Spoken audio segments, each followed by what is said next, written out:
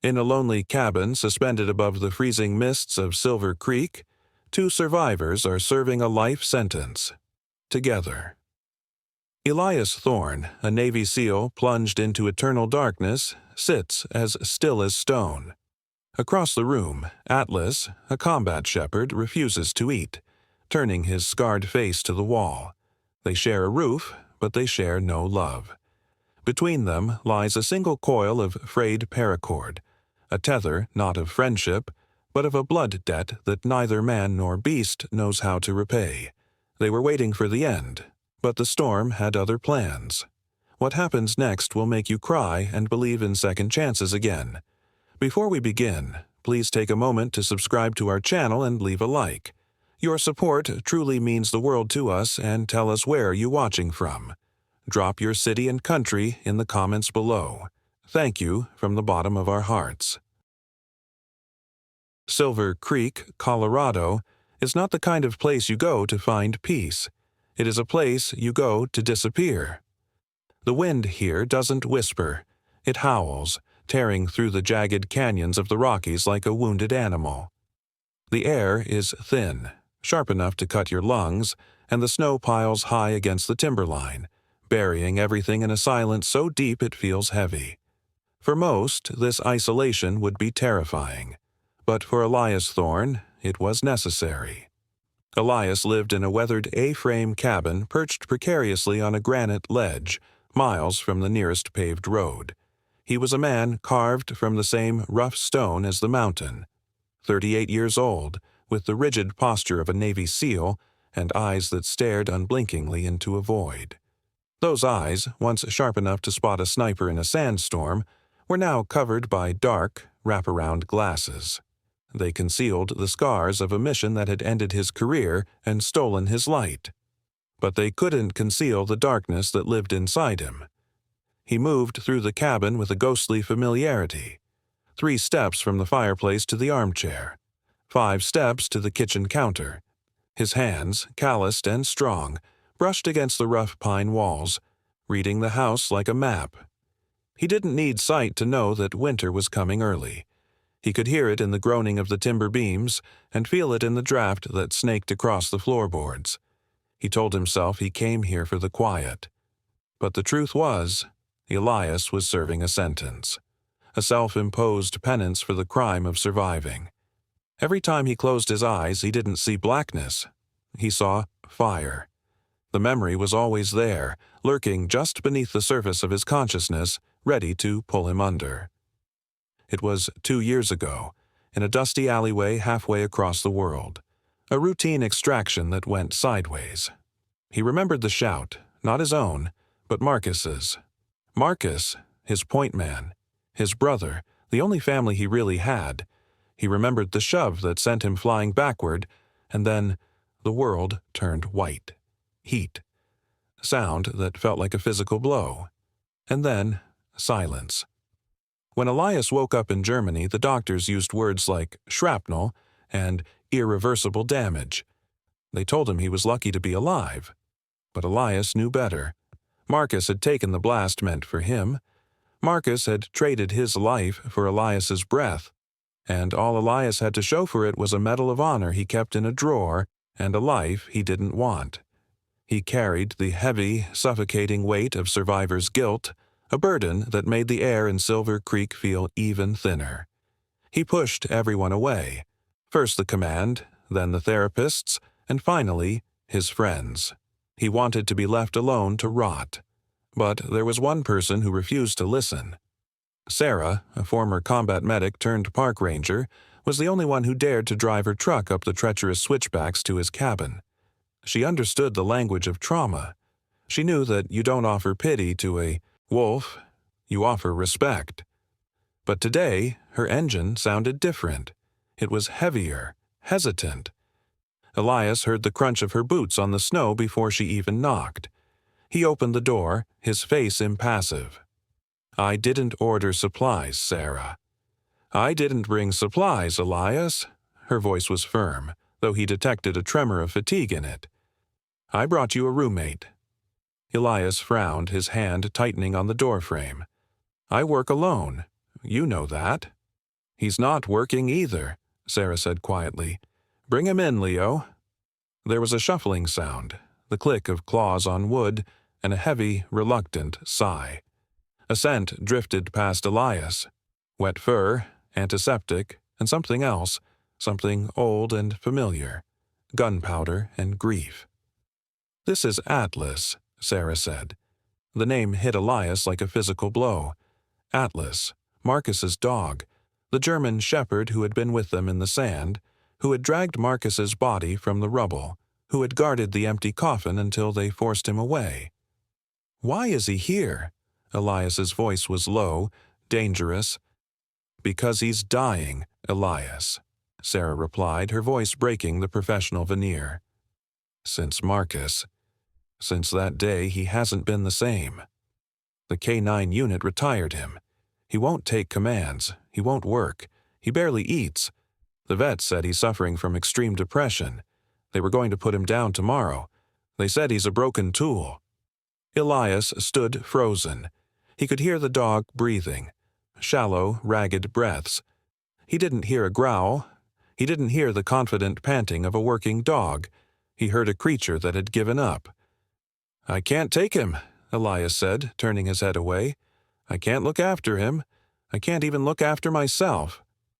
"I'm not asking you to look after him." Sarah stepped closer, her voice dropping to a whisper. "I'm asking you to let him die somewhere with dignity. He knows you. You're the last link to Marcus. If you turn him away, he dies alone in a kennel on concrete. Is that what Marcus would have wanted?" The manipulation was sharp, precise, and effective. Sarah knew exactly where to aim. Elias clenched his jaw, the muscles working tight. He hated her for this. He hated the dog for being alive when Marcus wasn't, but he hated the idea of abandoning his brother's partner even more. "Leave him," Elias grated out, stepping back into the shadows of the cabin. Sarah didn't say goodbye. She knew better. She unclipped the leash, murmured a soft, "Good luck, soldier," to the dog, and walked away. The truck engine faded down the mountain, leaving the silence to return. But it wasn't empty anymore. Elias stood by the fireplace, his back to the room. He listened. For a long time, there was nothing. Then a heavy thud as the dog collapsed onto the floorboards near the door. Not resting, but collapsing. Atlas lay there, facing the wall, a 80-pound ghost of a German shepherd. He didn't whine. He didn't sniff the air. He just existed. Two broken souls, trapped in a wooden box at the edge of the world. One blinded by light, the other blinded by loss. They were roommates by circumstance, enemies by instinct, bound together by the memory of a dead man who would never walk through that door again. And outside, the wind began to pick up, screaming a warning that neither of them cared to hear. The first week inside the cabin wasn't a cohabitation. It was a siege. The snow outside piled higher against the timber walls, sealing them in a tomb of white silence, but the silence inside was far heavier. It was a silence that screamed. For Elias, the world had shrunk to the radius of his hearing, and every sound Atlas made was a jagged edge against his nerves. The dog didn't bark. He didn't pace with the restless energy of a working animal. He simply existed. A heavy thud as he lay down, the dry scratch of a paw against the floorboard, and worst of all, the sigh. It happened every evening as the wind picked up, a long, shuddering exhale from the corner of the room. To anyone else it might have sounded like a dog settling in for sleep, but to Elias it sounded like grief. It sounded like the last breath he had heard in that alleyway 2 years ago.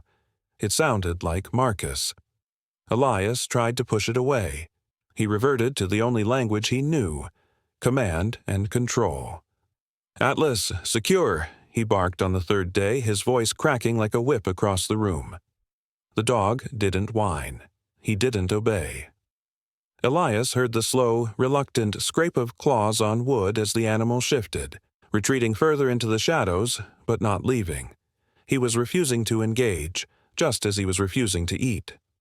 The bowl of kibble Sarah had left remained full, the smell of it growing stale in the dry heat of the cabin. "Eat," Elias commanded later, pointing blindly toward the kitchen. "That's an order." Nothing. Just that shallow, rhythmic breathing. Elias slammed his hand against the table. The sudden noise echoed violently, but Atlas didn't even flinch. That lack of reaction broke something in Elias. He realized, with a sinking feeling in his gut, that he wasn't commanding a soldier. He was shouting at a ghost. He grabbed his cane and stormed out onto the porch, letting the freezing wind bite into his skin, needing the physical pain to drown out the emotional one. He stood there, shivering, whispering into the gale. "Why? Why did you leave him with me?" The nights were the hardest. Insomnia was an old friend to Elias, but now it brought company. On the fifth night, the storm outside lulled into a low, mournful whistle. The fire in the hearth had burned down to embers, popping softly in the gloom. Elias sat in his armchair, a glass of whiskey untouched in his hand. Across the room, he heard it again. The sigh, but this time it was followed by a sound so faint he almost missed it. A whimper. Not a demand for attention, but a sound of pure, unfiltered misery. A nightmare. Elias froze. His hand tightened around the glass. In his mind's eye, he saw the German shepherd he remembered. Teeth bared, muscles coiled, a weapon of war designed to tear and protect. A creature of violence. But his ears told him a different story.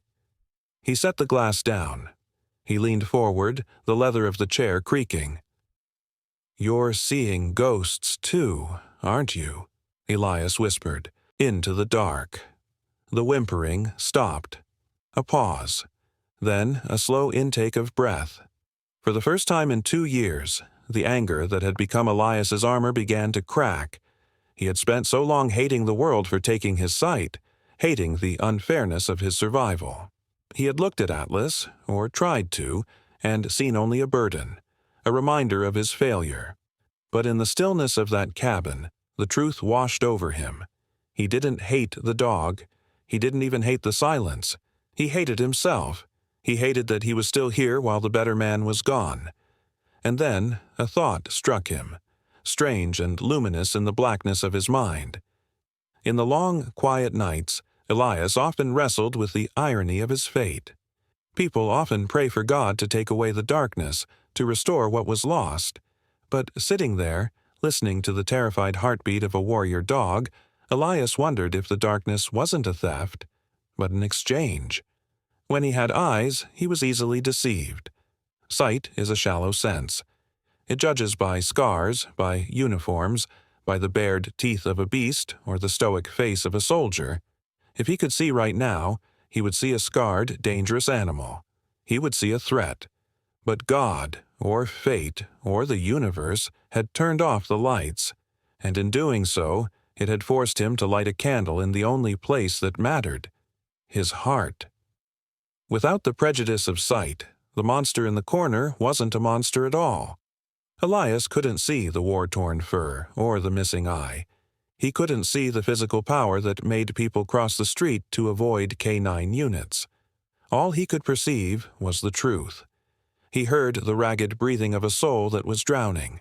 He felt the heavy, oppressive weight of a sadness that mirrored his own. The blindness had stripped away the judgment. It had left him with only empathy. It was a cruel gift, perhaps, but a gift nonetheless. It forced him to acknowledge that they were exactly the same. 2 soldiers left behind on the battlefield, waiting for extraction that was never coming. "You're not just a dog, are you?" Elias murmured, his voice softening, losing the sharp edge of command. "You're just him. You're the part of him that's still hurting." Atlas shifted. For the first time, he didn't retreat.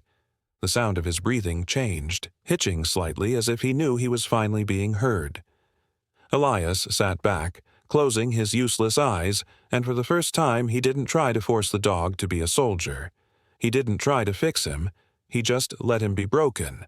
And in that acceptance, the prison of the cabin felt, just for a moment, a little less like a cage and a little more like a shelter. The darkness was no longer a wall between them. It was the soil in which a fragile, tentative trust could begin to grow. The next morning, the sun bled a pale, watery light through the frosted windows, illuminating dust motes dancing in the cold air.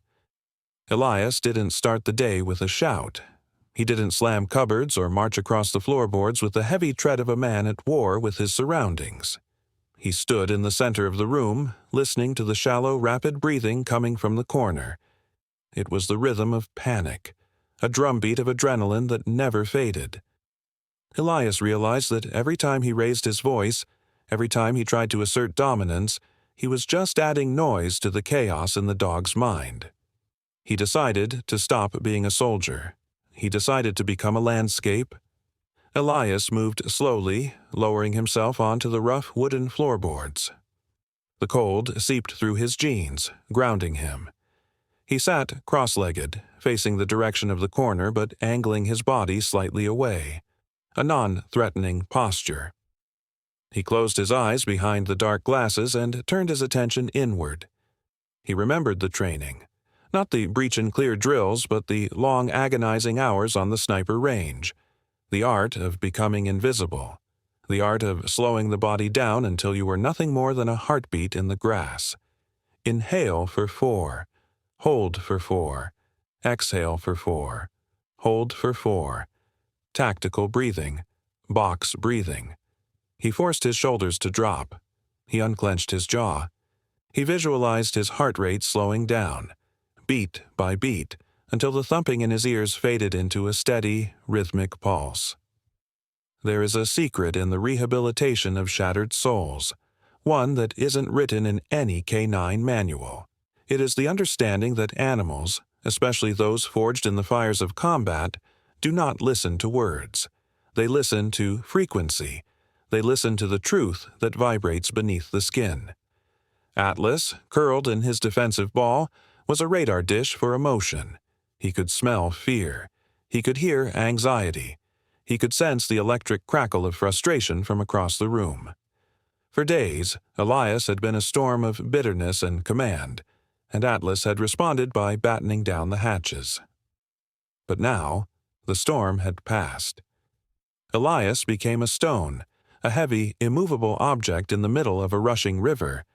He projected a bubble of absolute safety. He wasn't demanding attention. He wasn't asking for trust. He was simply stating, through the silent language of his own biology, I am here. I am steady. The war is over in this circle. Minutes stretched into an hour. The wind rattled the window pane, but Elias didn't move. He let the silence deepen, let it settle like snow over the room, burying the tension. Slowly, deliberately, he reached for the metal bowl of food he had placed beside him. He slid it across the floorboards. The metal scraped against the wood. Shh. A sharp sound that made Atlas flinch, but Elias didn't follow it up with a command. He didn't say, eat. He didn't lean forward. Instead, he pushed himself back, sliding across the floor until his back hit the far wall. He widened the distance. He gave the space back.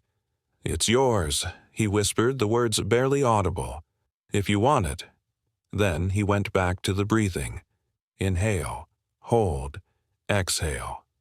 The cabin fell still again. Elias waited.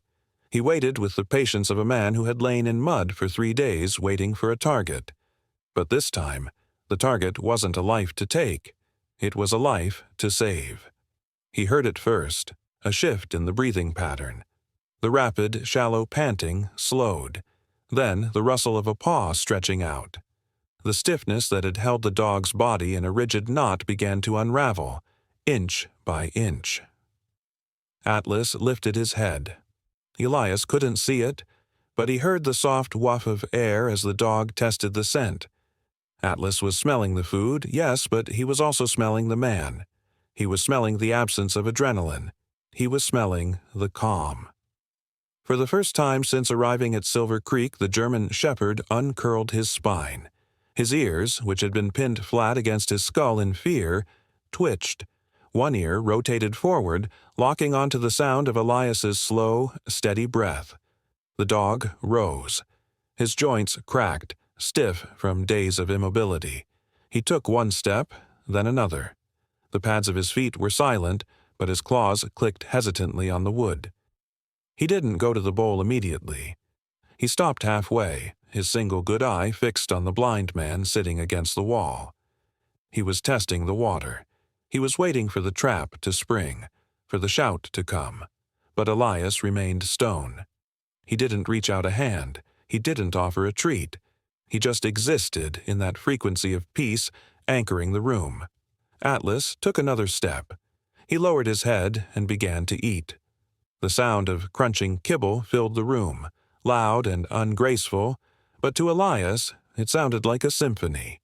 It was the sound of a creature choosing to survive. Elias let out a breath he didn't know he'd been holding, a small smile touching the corner of his scarred lip. He hadn't won the war, not yet, but he had negotiated a ceasefire, and in the freezing cold of the Colorado mountains, that was enough for today. If the silence had been the bridge between Elias and Atlas, then Leo was the spark that lit the way across it.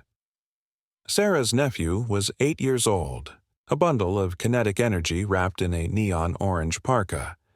He didn't know about the explosion in the alleyway. He didn't know about the shrapnel or the medals tucked away in a drawer. To Leo, Elias wasn't a broken hero. He was just the tall guy with the cool glasses. And Atlas wasn't a retired, traumatized weapon. He was just a dog.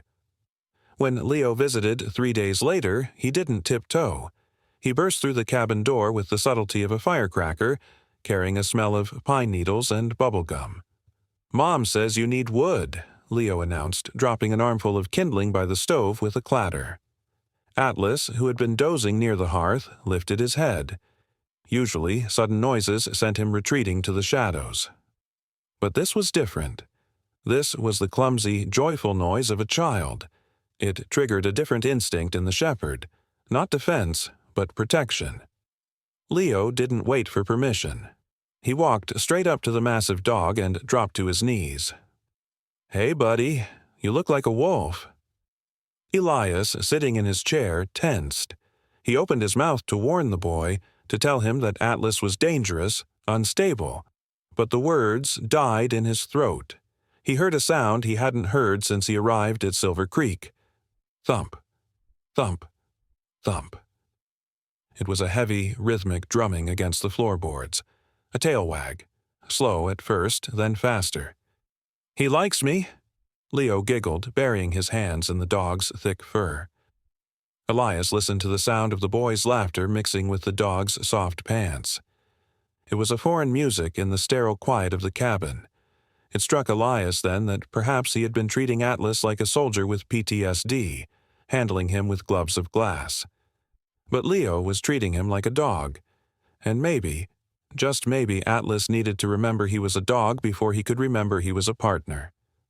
"He needs a job, Leo," Elias said suddenly, his voice raspy but steady. Leo looked up. "A job? He's a working dog. He doesn't know what to do with himself if he doesn't have a mission." Elias stood up, reaching into his pocket. He pulled out a small metal clicker, a remnant of his old life, something he had unconsciously slipped into his pocket that morning. "Watch," Elias said. He oriented himself by the heat of the fire, facing the dog. He didn't yell. He didn't use the angry voice of the first week. He made a sharp, distinctive sound with his tongue, a double click against the roof of his mouth. Tsk, tsk. The tail wagging stopped instantly. The shuffling of paws ceased. The room went silent. "Atlas," Elias said, his voice dropping an octave, finding that command frequency. "Front." There was a pause, a heartbeat of hesitation where the old fears wrestled with the old training, and then the click of claws on wood. Precise, deliberate. Atlas moved. He didn't slink. He marched. He stopped exactly 2 feet in front of Elias and sat. Elias reached out. His hand didn't tremble. He found the dog's head, then slid his fingers down to the collar. "Good," he whispered. He pressed the metal clicker in his hand. Click, clack, the sound of approval. "He remembers," Leo whispered in awe. Muscles have memory, Elias replied, even when the mind wants to forget. From that day on, the routine changed. The silence in the cabin was no longer empty. It was focused. Elias braided a length of paracord, military-grade parachute cord, creating a makeshift lead. It wasn't a leash to restrain. It was a line of communication. They began to walk the perimeter of the property. Elias held the cord loosely. He learned to read the tension in the line. A slight tug to the left meant a tree root. A sudden stop meant a drop-off or an obstacle. Atlas was learning to be his eyes, and Elias was learning to trust the darkness. They moved through the snow-covered pines, a man led by a dog, connected by a thin green thread. For the first time in 2 years, Elias felt the ground beneath his boots not as a trap, but as a path. He felt useful. He felt the phantom limb of his old life begin to regenerate. But peace in the Rockies is a rented luxury, never owned. It started with the birds. On the afternoon of the 7th day, the forest went completely silent. No jays squawking, no ravens calling. The air pressure dropped so sharply that Elias felt it in his sinuses, a dull ache behind his scars. He stood on the porch, his face turned toward the north. The wind had changed. It wasn't the usual gusting breeze. It was a steady, icy inhale, as if the mountain was taking a deep breath before a scream. "Storm's coming," Elias murmured. Atlas stood beside him, his hackles raised, a low growl rumbling in his chest. He felt it too. Elias went inside and turned on the emergency weather radio. The voice that crackled through the static was grim. Severe winter warning, historic snowfall expected. All residents advised to shelter in place immediately. This wasn't just a snowstorm. It was a whiteout. Elias spent the next hour securing the cabin. He stacked extra wood by the fire, filled pots with water, and checked the windows. He moved with a new urgency, Atlas shadowing his every step. They were a unit again, preparing for a siege. Then the phone rang. The sound was jarring in the small space. Elias picked it up. "Elias?" It was Sarah. Her voice was tight, pitched high with a panic he had never heard from her before. Sarah, who had stitched up wounds in combat zones without blinking, sounded terrified. "I'm here, Sarah. What is it?" "It's Leo," she choked out. He went out. He took his sled to the ridge before the warning came through. He wanted to try the new run." Elias gripped the phone, his knuckles turning white. "Where is he now?" "He hasn't come back. I tracked his phone, Elias. The signal is stationary. He's at the Devils. Drop. But the roads are already gone. The sheriff says the rescue chopper is grounded. The wind shear is too high." "Sarah, he's alone out there," she sobbed, "and the temperature is dropping. If he's hurt, if he's stuck." Elias hung up the phone. The line went dead, but the silence that followed was louder than the storm brewing outside. He stood there, the receiver still in his hand, his heart hammering against his ribs. Devil's Drop was 3 miles away, through dense forest and treacherous terrain. In a blizzard, it was a death sentence for a sighted man. For a blind man, it was suicide. He felt a wet nose press against his hand. Elias lowered the phone and reached down. His fingers brushed the rough nylon of the paracord collar. He felt the steady, powerful thrum of Atlas's pulse.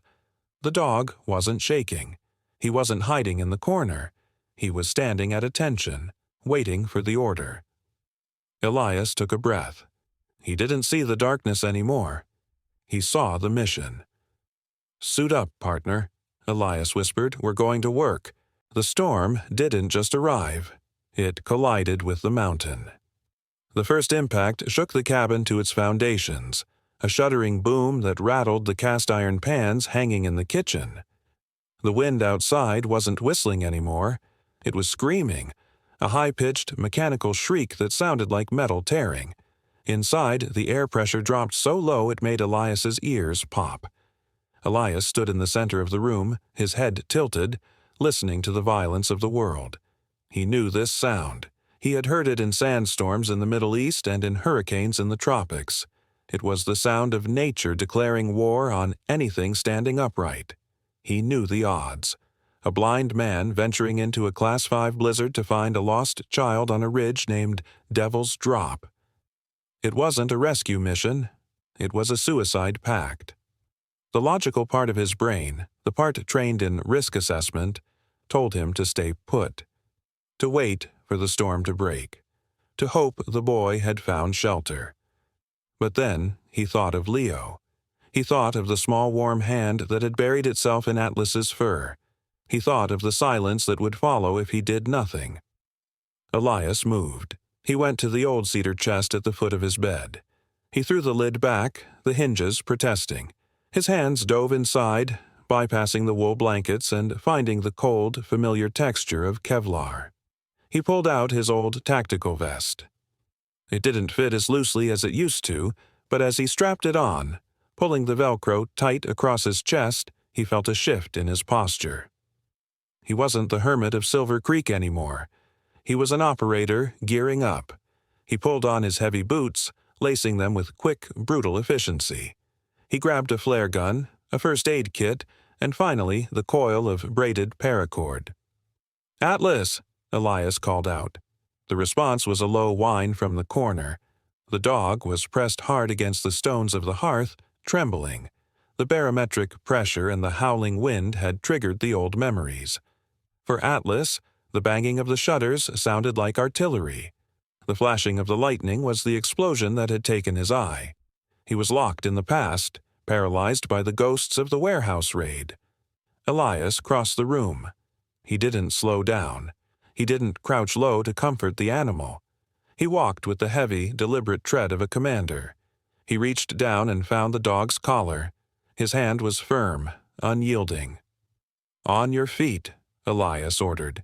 His voice cut through the noise of the storm, flat, hard, and devoid of pity. Atlas resisted for a second, his body heavy with fear. But Elias pulled up on the collar, not cruelly but with an authority that brooked no argument. He clipped the paracord to the heavy metal D-ring of the harness. The metallic snap echoed in the small room. In that fraction of a second, something shifted. Neuroscientists call it the alchemy of trauma. When a brain is trapped in PTSD, it is frozen in a loop of past terror. The neural pathways are stuck, firing the same fear signals over and over again. But there is one thing powerful enough to break that loop: the shared survival instinct. When the storm hit the cabin, it presented a threat that was immediate and lethal. It forced the brain to make a choice: continue to be afraid of the past, or fight to survive the present.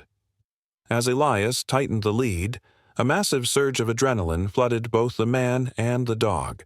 But it wasn't just fear. It was mixed with oxytocin, the chemical of bonding, of pack loyalty. In the face of overwhelming danger, the brain rewrites its own code. The shared threat created a bridge. They were no longer two broken individuals nursing their own wounds.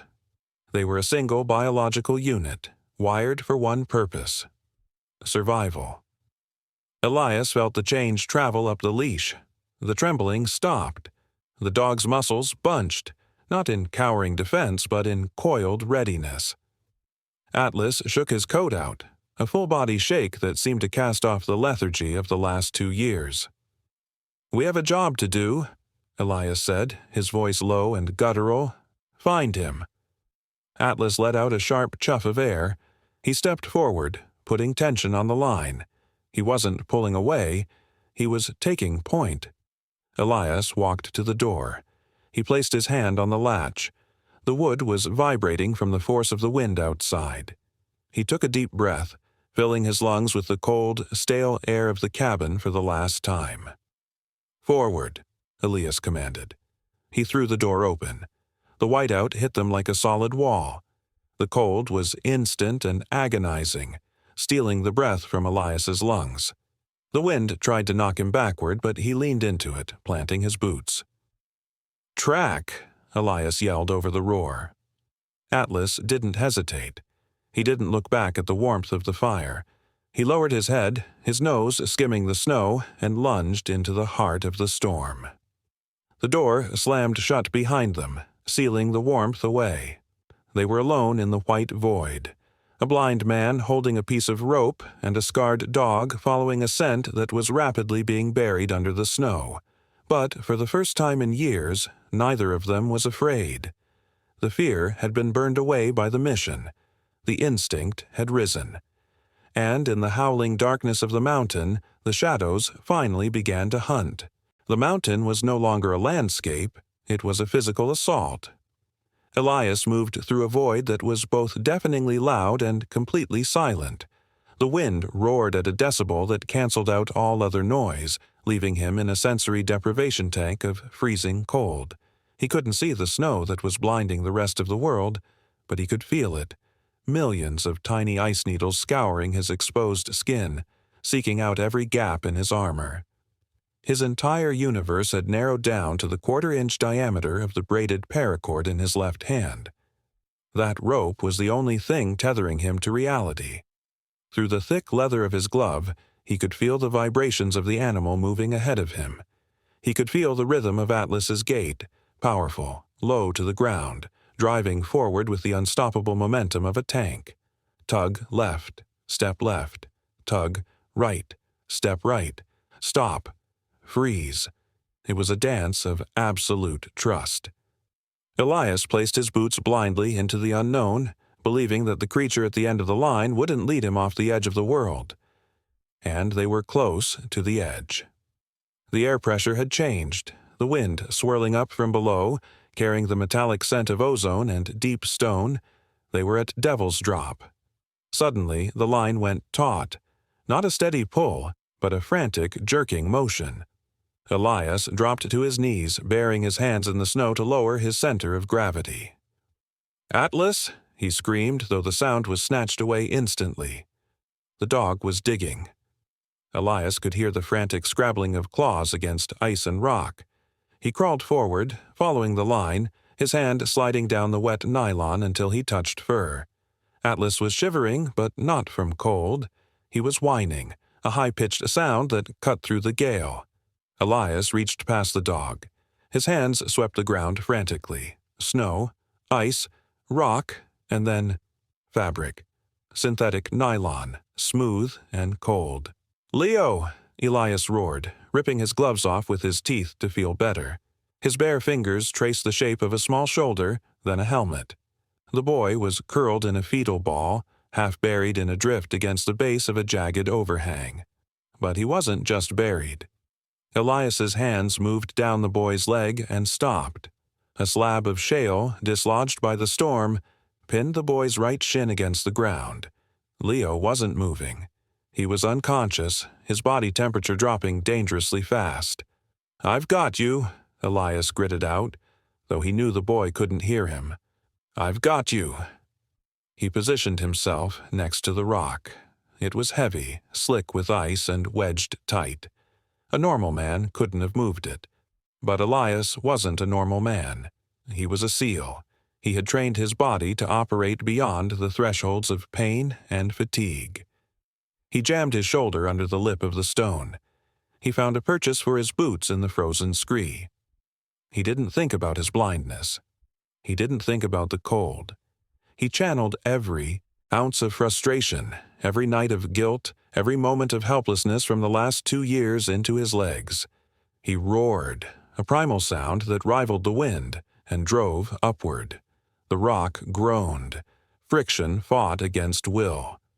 Muscles in Elias's back tore, hot lines of fire lacing through the cold, but he didn't stop. He heaved, the veins in his neck bulging until the stone shifted just enough. It tipped, crashing onto the slope below with a vibration Elias felt in his teeth.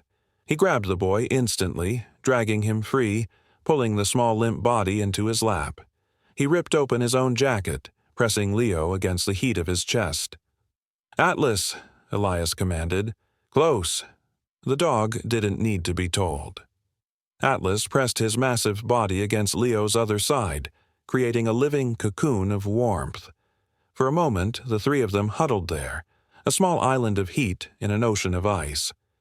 Elias felt a shallow rise and fall in the boy's chest.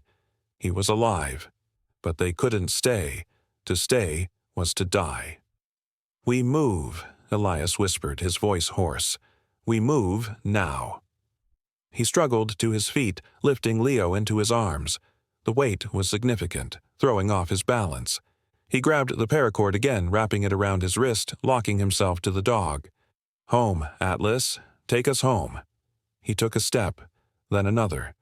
The wind gusted, a sudden violent shear that hit them broadside.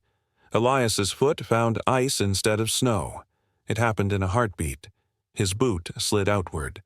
The ground beneath him, unstable scree hidden by the drift, gave way. Elias pitched backward. He felt the terrifying weightlessness of gravity taking hold. He was falling, and behind him was nothing but the 500-foot drop of the canyon. He clutched Leo to his chest, twisting his body to take the impact, waiting for the fall that would end it all. But the fall never came. There was a violent jerk that nearly dislocated his shoulder.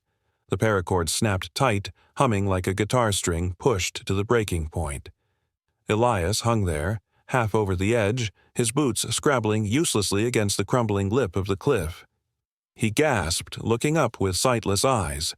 Above him, on the stable rock, Atlas had planted himself. The German shepherd had dug his claws deep into the frozen earth, splaying his legs, lowering his center of gravity. He was holding the combined weight of 2 humans against the fury of a blizzard. Elias could hear the dog growling, a low, guttural sound of pure exertion. He could hear the snap of the harness straining. He could feel the tremors running down the line. Atlas wasn't just holding them, he was anchoring them. "Pull," Elias grunted, digging his elbows into the snow. "Pull, buddy." Atlas drove backward. Inch by agonizing inch, the dog dragged them away from the abyss. Elias kicked, finding purchase, and scrambled back onto solid ground. He collapsed, gasping for air, his heart hammering against his ribs like a trapped bird. He reached out, his hand finding the wet, heaving flank of the dog. Atlas was panting hard, but he didn't pull away. He leaned into Elias's hand, licking the snow from the man's face with a rough, warm tongue. In the dark, amidst the howling wind, the hierarchy had shifted forever. Elias hadn't saved the dog. The dog hadn't just saved him. They had saved each other. The paracord wasn't a leash anymore. It was a lifeline, and for the first time, the tension on it was equal at both ends. Elias pulled himself up, hoisting Leo securely once more. He didn't need to give an order. He felt the tug on the line, steady and sure. "Lead the way," Elias whispered into the storm. And together, the blind man, the frozen child, and the warrior dog turned their backs on the darkness and began the long, slow march toward the light. The storm passed as quickly as it had arrived, leaving behind a silence so profound it felt holy. The air in Silver Creek was scrubbed clean, crisp with the scent of pine and ozone. Sunlight fractured against the icicles hanging from the cabin eaves, turning the world into a kaleidoscope of blinding white. Inside, the fire crackled with a steady, reassuring warmth. Elias sat in his armchair, but he wasn't alone. Atlas lay sprawled across the rug, his heavy head resting squarely on Elias's boots. The dog was sound asleep, twitching occasionally as he chased dream rabbits through snowdrifts. Every time he twitched, Elias smiled. It was a small change, perhaps. A dog sleeping near a man. But to Elias, it was a tectonic shift. The wall of ice that had separated them for weeks had melted away on that cliff edge. Elias reached down, his hand finding the soft fur behind Atlas's ears. He didn't flinch. He didn't pull back. He just sat there, feeling the steady, rhythmic thrum of the dog's life against his own. He thought about the cane leaning against the wall. For 2 years, he had hated that piece of white fiberglass. It was a symbol of his dependency, a constant reminder of what he had lost. But now, as he traced the scars on his hands, scars earned pulling a child from the grip of death, he saw it differently. Viktor Frankl once wrote that a man can endure any how as long as he has a why. Elias realized he had been trying to survive the how of blindness without ever finding a why. He had been waiting to be fixed. He had been waiting for the lights to turn back on. But the light wasn't coming back. And that was okay, because he didn't need eyes to see the path forward anymore. He had Atlas. And, more importantly, he had a purpose. The cane wasn't a crutch, it was a torch. "You know, buddy," Elias whispered, scratching Atlas's chest, "there are a lot of guys out there like us. Guys who came home but left a part of themselves behind. Guys who are sitting in the dark right now, thinking it's over." Atlas opened one eye, thumping his tail lazily against the floor. "Maybe we can show them the way out," Elias continued, his voice gaining strength. "Maybe that's why we're still here." The idea took root in his mind, growing fast and strong. A training camp. Not for soldiers preparing for war, but for warriors preparing for life. A place where blinded veterans could come to Silver Creek, not to hide, but to learn. To learn how to trust again. To learn how to walk into the storm with a dog by their side and come out the other end. He would teach them what he had learned on the mountain, that the darkness isn't an enemy. It's just a different kind of terrain. And, like any terrain, it can be navigated if you have the right compass. Elias stood up, careful not to disturb the sleeping dog. He walked to the window and placed his hand against the cold glass. He couldn't see the sun rising over the Rockies, painting the snow in shades of gold and rose, but he could feel the heat on his face, and for the first time in a long time, it felt like morning. Time moves differently in the mountains. It doesn't tick, it flows. 1 year later, the silence of Silver Creek had been replaced by a different kind of sound. Not the noise of chaos, but the hum of purpose. The crunch of boots on gravel. The sharp, clear whistle of commands. The laughter of men and women finding their footing again. Elias stood in the center of the clearing. He wore a heavy canvas jacket, the collar turned up against the chill, but his posture was open. Beside him sat Atlas, statue still, wearing a new tactical vest. Embroidered in white thread against the black nylon was a single phrase, "Service Dog." Leo ran up to them, breathless and proud, his boots skidding in the dirt. "It's finished, Elias. I put it right by the gate. Mom helped with the varnish, but I did the carving." The boy grabbed Elias's hand and guided it to a rough-hewn slab of cedar mounted on a post. Elias traced the grooves with his fingertips. The wood was cold, but the letters were deep, deliberate, and filled with care. Elias and Atlas, Base Camp. Elias stopped at the word base. A military term, a place of operations, a home. A smile touched his lips, not the grimace of a survivor, but the genuine expression of a man at peace. In that moment, surrounded by the voices of the veterans he was now teaching, Elias let his mind drift back. He composed a letter in the quiet of his heart, addressed to the man he used to be. "If I could write to you now," he thought, to the man lying in that hospital bed in Germany, screaming at the darkness, "I wouldn't tell you it gets easier. I wouldn't offer you pity. I would say, thank you. Thank you for breaking. Thank you for falling so hard that you shattered. Because it was only when the walls of your pride collapsed that the light could finally get in. We spend our whole lives trying to be bulletproof. We try to be stone. But stone doesn't grow. Only soil grows. And to become soil, you have to be ground down. I see it now. The blindness wasn't a cage, it was a chrysalis. It took my sight so I could find my vision. It took my independence so I could find connection. And it took my grief so I could find my purpose. We are not throwaways, you and I. We are stained glass. Broken pieces, sharp and jagged on their own. But when leaded together by the hands of grace, we make something more beautiful than clear glass ever could. Elias lifted his hand from the sign and rested it on Atlas's head. The dog leaned in, solid and warm, his tail giving a single contented thump against the post. "We made it," Elias whispered to the wind. "We made it home." Sometimes the most profound miracles are not the ones that shake the earth. They are the quiet victories that happen when two broken souls decide to mend each other.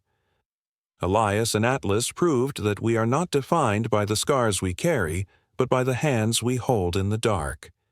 If this story touched your heart, or if you believe that no one is ever truly too lost to be found, please share this with a friend who needs hope today. Don't forget to like and subscribe to join our community of believers, because darkness may cover the eyes, but it can never extinguish the flame of a heart that has finally found its way home.